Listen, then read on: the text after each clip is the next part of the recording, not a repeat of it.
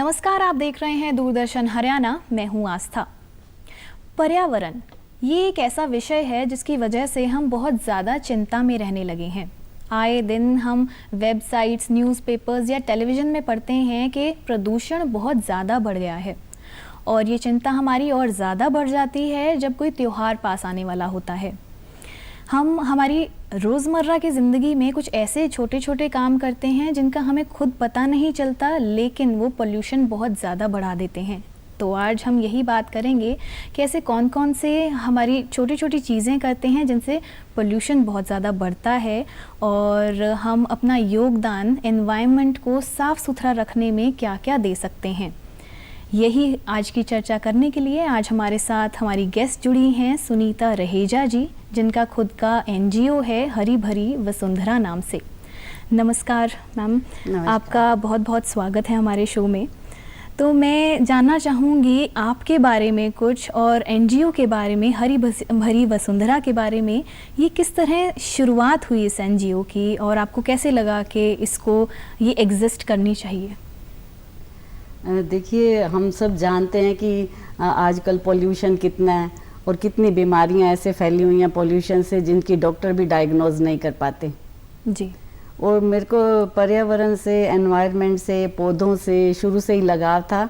तो जब मैं फ्री हुई अपने बच्चों से तो सोचा कि कुछ ऐसा करूँगी जो एनवायरनमेंट से रिलेटेड होगा।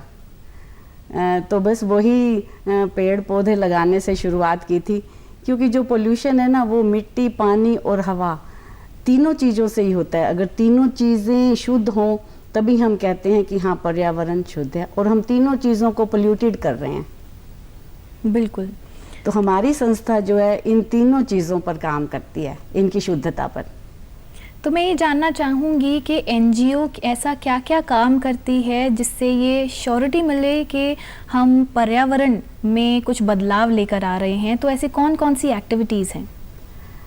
हमने पेड़ लगाने से शुरू किया था, लेकिन फिर देखा कि पेड़ लगाने से ही कुछ नहीं हो रहा, क्योंकि जो पत्ते हैं वो हम लगातार जलाए जा रहे हैं। एक तो तरफ तो हम पेड़ लगाते हैं हवा की शुद्धि के लिए, ऊपर से हम हवा को प्रदूषित कर रहे हैं पत्ते जलाकर। तो कार्बन मोनोऑक्साइड निकलती है उससे, तो उससे अस्थमा और फेफड़ों की ऐसे डिजीज़ होती हैं। तो हमने सारे पत्ते पार्कों में इकट्ठे करके हमने वहाँ गड्ढा करके खाद बनानी शुरू की। बिल्कुल। फिर लोगों ने इसको फॉलो भी किया, अच्छा भी किया। शुरू शुरू में तो बहुत दिक्कतें आती हैं कि ये क्या हो रहा है, कोई एक्सेप्ट ही नहीं कर पाता खुले दिल से कि ये क्या कर रही हूँ मैं। धीरे धीरे जब सबने देखा कि हाँ, ये पत्ते जलाना तो पोल्यूटेड करता है वातावरण को, तो फिर हमने राज्यसभा सांसद श्री सुभाष चंद्रा जी से हमने रिक्वेस्ट करी। उन्होंने हमें एक मशीन प्रोवाइड करवाई खाद बनाने के लिए, जिससे हम पत्तों से और किचन वेस्ट से खाद बनाने लगे। बिल्कुल, बहुत अच्छा लगा सुनकर। और इसके अलावा एक तो है कि पेड़ उगाना या पत्ते ना जलाना, इस तरह की चीज़ें जो हेल्प करती हैं कि जो हमारा एनवायरनमेंट हो, पर्यावरण हो, वो साफ़ रहे। इसके अलावा एनजीओ और क्या क्या करता है? इसके अलावा हम लोगों ने देखा कि लोग थर्मोकोल के बहुत सारे बर्तन वेस्ट कर रहे हैं। वेस्ट क्या कर रहे हैं, थर्मोकोल के बर्तन यूज़ कर रहे हैं भंडारे में, बर्थडे में, छोटी छोटी चीज़ें होती हैं, किटी पार्टीज़ में भी लोग थर्मोकोल के बर्तन यूज़ कर रहे हैं। यूज़ एंड थ्रो की जो ये मानसिकता है ना, इसने प्रदूषित कर दिया अपनी मिट्टी को, क्योंकि जब वो हम दबाते हैं तो हज़ारों सालों तक तो वो गलते ही नहीं है, लेकिन जब वो जलाते हैं तो वो इतनी गंदी गैस छोड़ते हैं कि वो सारी हवा को ही प्रदूषित कर देते हैं। इस चीज़ को लेकर हम भी बड़े कॉन्शियस थे कि ये थर्मोकोल के बर्तन यूज़ हो रहे हैं जो वातावरण को बहुत प्रदूषित कर रहे हैं। ख़ास तौर पे हमारी मिट्टी को, जो रेत बनती जा रही है धीरे धीरे प्लास्टिक और पॉलीथीन से। हम लोगों ने एक डिसाइड किया कि हम क्यों ना बर्तन बैंक बनाएं, ताकि जहाँ भी भंडारे हों या छोटे मोटे फंक्शंस होते हैं, लोग यूज़ एंड थ्रो की तरफ ज़्यादा जा रहे हैं, तो उनको इस मानसिकता से निकालने के लिए हम लोगों ने स्टील के बर्तनों का बैंक बनाया। तो ये 50 बर्तनों से हमने शुरू किया था, लेकिन लोगों का इसमें योगदान रहा। उन्होंने हमें डोनेट किए हमारी संस्था को देखकर, उनके काम को देखकर। तो इस तरह अब हमारे पास 200 बर्तनों का सेट है।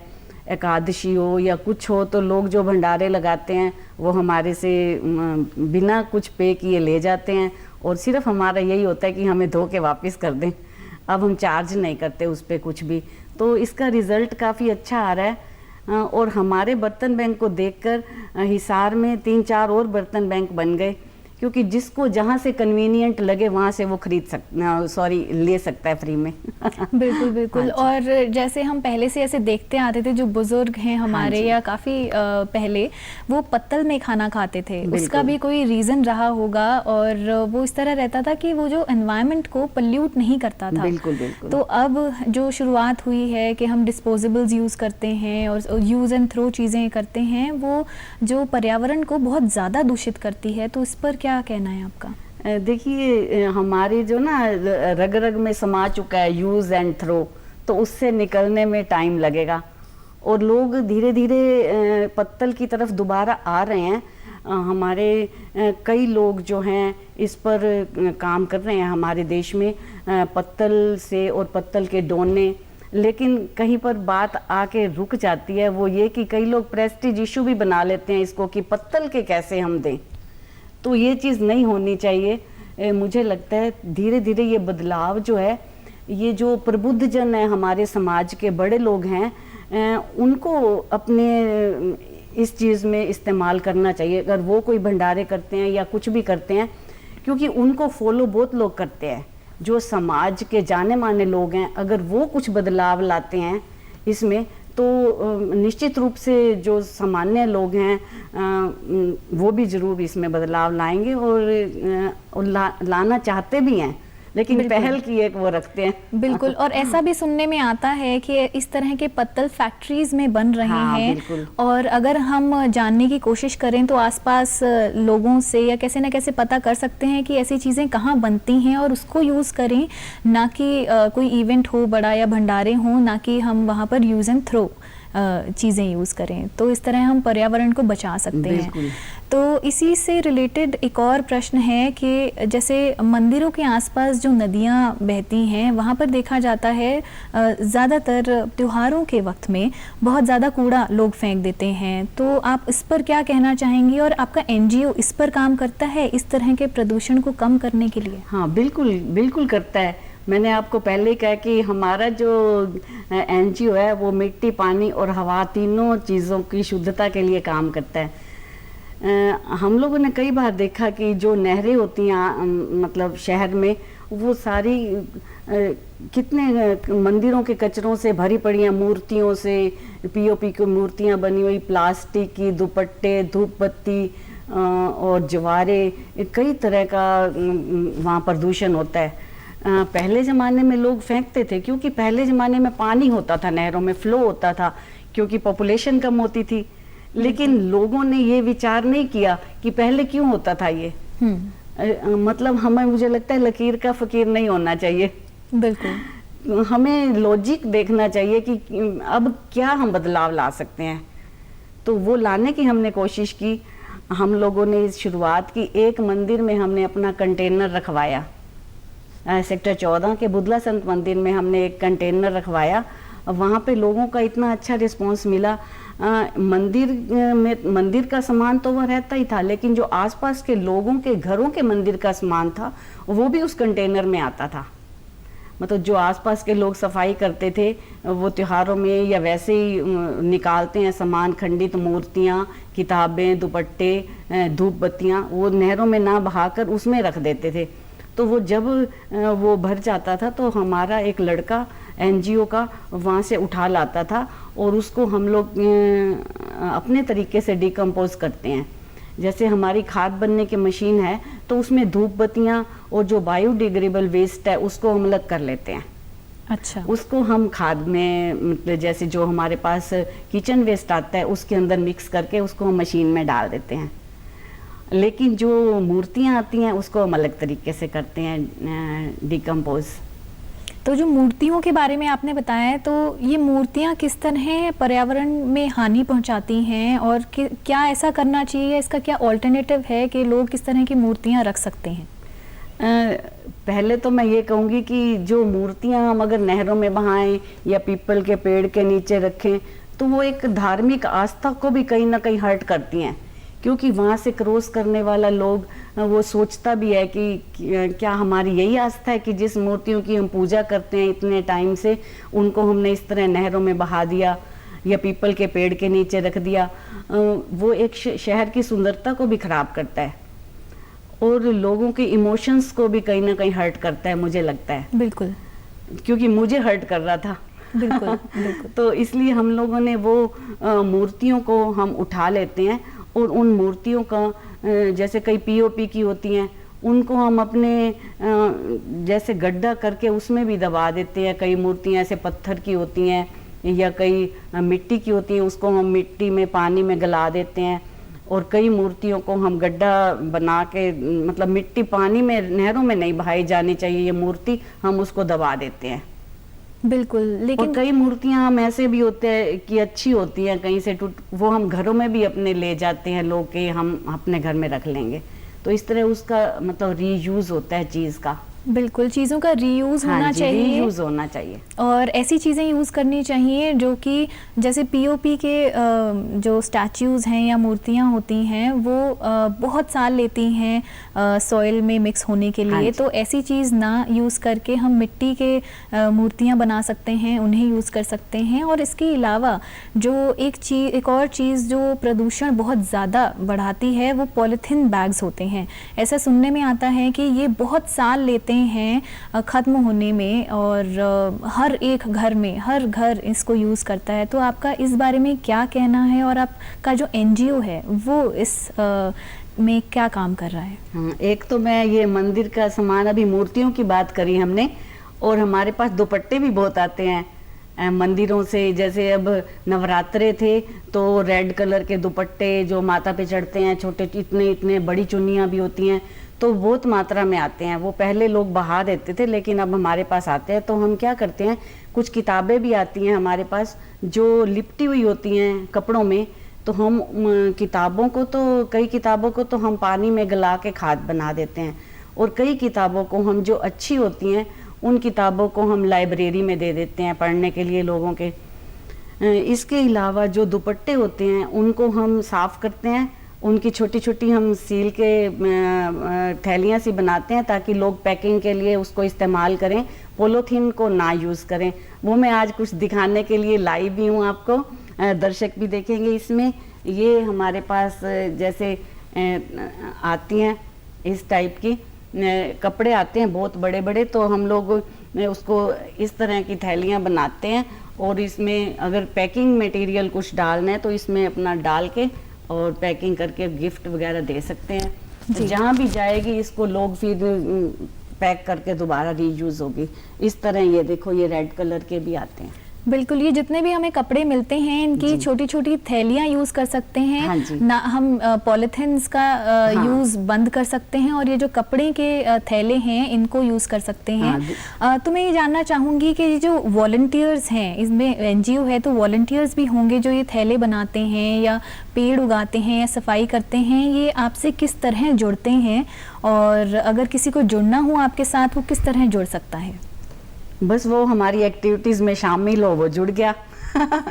जैसे संडे को हम लोग एक्टिविटीज़ करते हैं, संडे को कहीं ना कहीं प्लांटेशन होती है या फिर हमारे सेक्टर 14 में ग्रीन बेल्ट्स को क्लीन करते हैं हम लोग, प्लास्टिक और पॉलीथीन को वहाँ से निकालते हैं और पेड़ों की हम लोग ट्रिमिंग करते हैं। इसके अलावा हम झाड़ियाँ वगैरह काट के अलग से उनको डिकम्पोज करते हैं।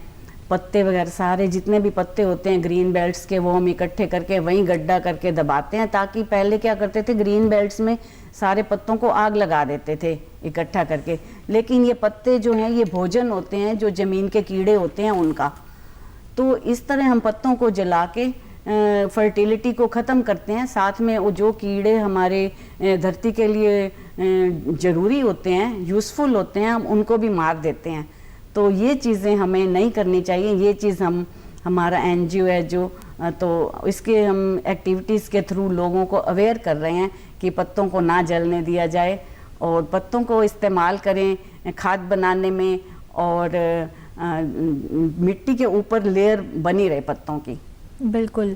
और ये सारा काम करने के लिए बहुत सारे लोग भी, जाहिर सी बात है, आपके साथ जुड़े होंगे।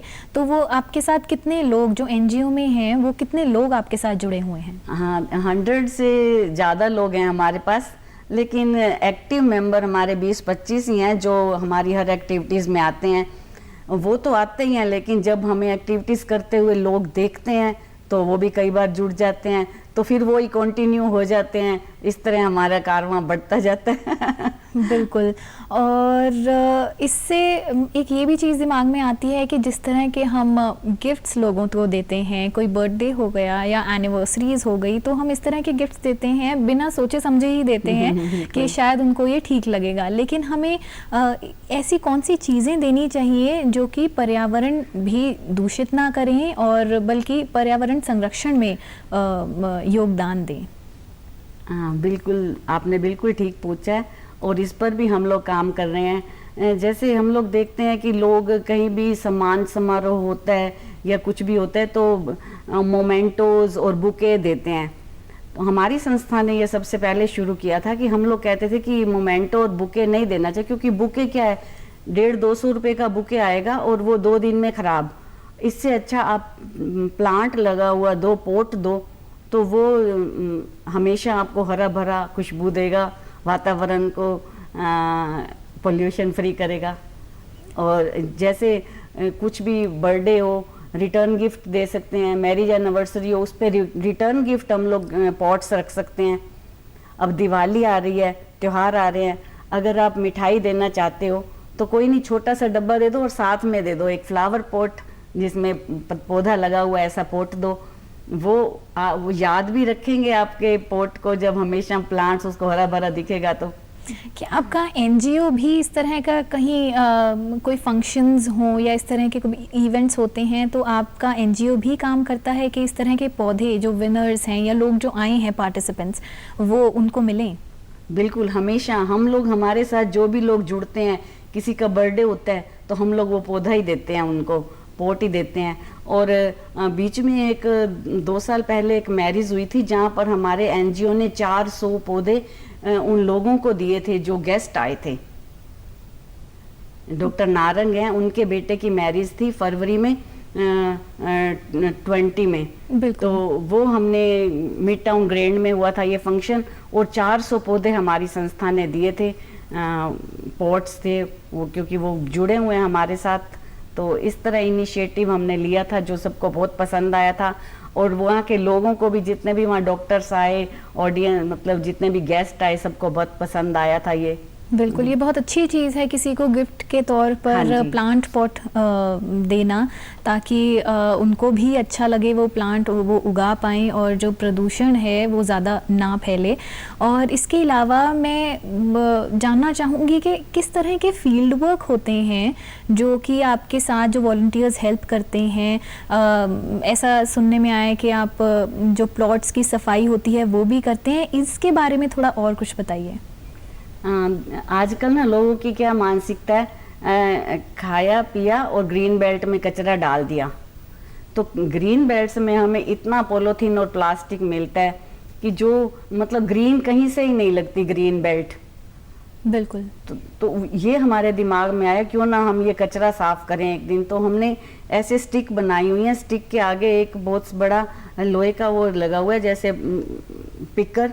तो हमारे साथ जो लोग कई जुड़े हुए हैं, जो सीनियर सिटीजन है, झुक नहीं सकते, तो हम लोगों ने स्पेशल वो पिकर्स बनवाए हुए हैं, जिससे वो पिकर्स नीचे करते हैं और पॉलीथीन आ जाते हैं 10-12 ऐसे इकट्ठे उठाते हैं और उसको अलग कर देते हैं। तो वो फिर बिल्कुल सफाई हो जाती है और फिर हम उस ग्रीन बेल्ट्स में प्लांटेशन करके, और तो यहाँ हम जो हमारा व्हाट्सएप ग्रुप है हम उसमें डाल देते हैं कि पोस्ट करते हैं कि कल ये वाली ग्रीन बेल्ट की सफाई है।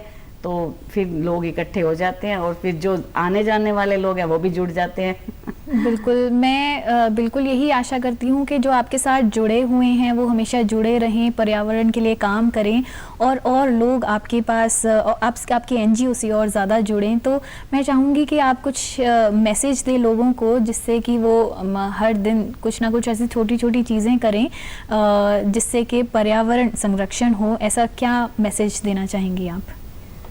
मैं तो ये कहूँगी कि हमारे बुजुर्गों ने पेड़ लगाए थे जिनके फल हम खा रहे हैं, जिनकी छाया में, जिनकी ऑक्सीजन हम ले रहे हैं, और हम लोग भी अपने बच्चों के लिए, अपने आने वाली पीढ़ी के लिए अच्छा वातावरण छोड़ के जाएं।